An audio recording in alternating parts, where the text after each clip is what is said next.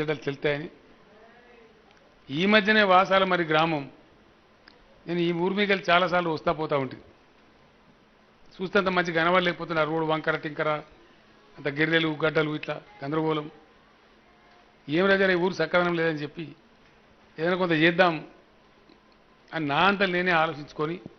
మీ సర్పంచ్ గారిని మీ ఎంపీటీసీ వీళ్ళందరినీ పిలిపించుకొని మాట్లాడి ఓ కార్యాచరణ చేసుకున్నాం ఇలా గ్రామం అంతా తిరిగినది చాలామంది ఇళ్ళ కాడికి కూడా పోయినాం ఆ ఇల్లు చక్కదనం లేవు అన్ని మట్టి గోడల ఇల్లు ఇంకోటి ఏదైనా మీ ఊరు గమ్మతున్నది యాడలేవు ఇంతగానో మట్టి గోడలు ఒక్కటన్నా ఇటుకలీలు కనబడతలేదు ఒక్కటి కూడా కొందరు ఊలిపోయినాయి కొందరు మూలలు కూలుతున్నాయి కొందరు ప్లాస్టిక్ బట్టలు కట్టారు నానా బీభత్సంగా ఉన్నది మళ్ళీ ఊరు ఉండు కూడా ఓదరి బిర్రకు ఓదర వంపుకు ఆ వరద నీళ్ళ ఖర్చులు ఒక ఆమె ఇంటికాడ కానేసుకున్నది అడ్డం చాలా గందరగోళంగా ఉన్నది అజగ పట్టినట్టు అబ్బగ పట్టినట్టు ఉన్నది ఇట్లా ఉండకూడదు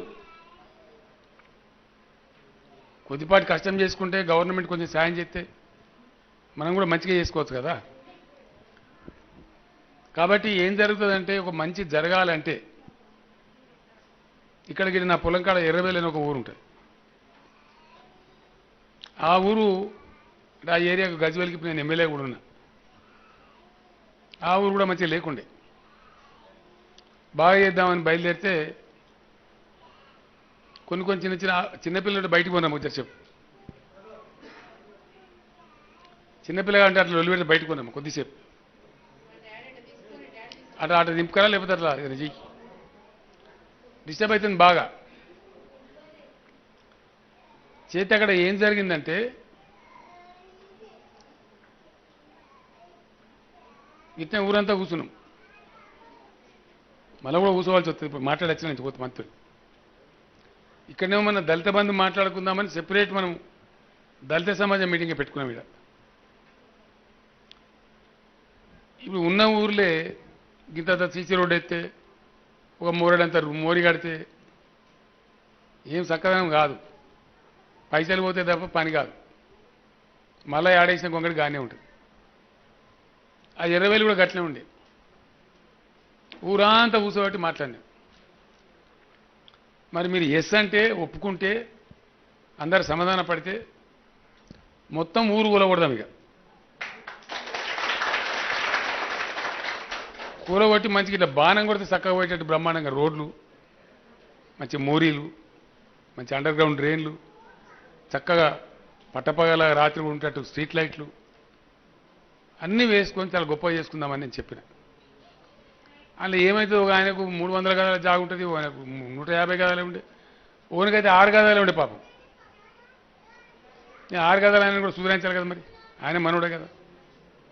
కాబట్టి లేఅవుట్ చేసుకొని మళ్ళీ మంచికింత తీసుకొని జాగా మంచిగా కట్టుకుందాం బాగుంటుందంటే ఊరంతా ఒప్పుకున్నారు ఒప్పుకున్నాడు కాదు ఆడ ఇంకేం జరిగింది తెలుసా ఊరు మొత్తానికే కూలగొడితే మరి ఊరు ఆడి ఉండాలి ఊరుకూరు ఎటు పోవాలి మద్రాసుకి వెళ్ళి అప్పుడు మన దగ్గర లేకుండా హైదరాబాద్లో ప్రత్యేకమైనటువంటి ఇండ్ల కోసం వేసే టెంట్లు ఉంటాయి ఆ టెంట్లు తెప్పించి ఊరు మొత్తాన్ని దానిలో పెట్టాం ఏది వానకాలం వెళ్ళంగానే మొదలుపెట్టాం కూలగొట్టుడు 6 నెలలు ఆ ఇండ్ల పని కంప్లీట్ అయ్యేదాకా ఊరుకూరే ఆ టెంట్లలో ఉన్నారు ఊరు కట్టిన తర్వాత మళ్ళీ అందరూ అనుకొని మంచి దినం చూసుకొని అందరూ బ్రహ్మాండంగా పూజలు చేసుకొని ఇళ్ళకి పోయినారు పెద్ద పండుగ చేసుకొని ఇక్కడ కూడా అట్లా జరగాలని నేను కోరుతున్నా మంచి మార్పు రావాలి బాగా జరగాలి గొప్పగా జరగాలి అంటే మనం అట్లా చేస్తే తప్ప కాదు ఇప్పుడు నేను పోయిన కాడ చూస్తే మన దళిత వాడలో ఇంట్లోకి మొత్తం వరదాలకే పోతుంది పోయి గుడిసెలోకి వేసుకున్న పాపం పెద్ద వాళ్ళు వస్తే ఇంట్లోకి వెళ్తుంది వరద ఆ వరదలనే ఉంటారు వాళ్ళు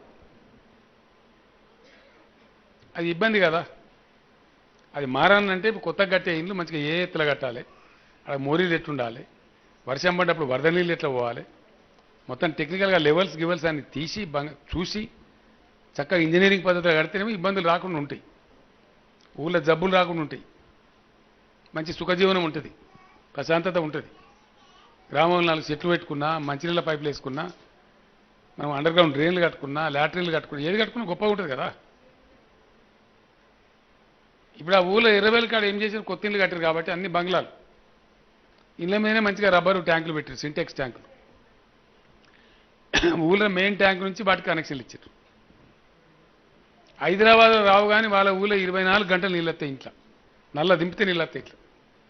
ఏంటండి వీడియో నచ్చిందా? అయితే ఓ లైక్ వేసుకోండి, లేదంటే ఓ కామెంట్ చేయండి. ఎప్పటికప్పుడు మా వీడియోస్ చూడాలంటే సబ్స్క్రైబ్ చేసుకోండి.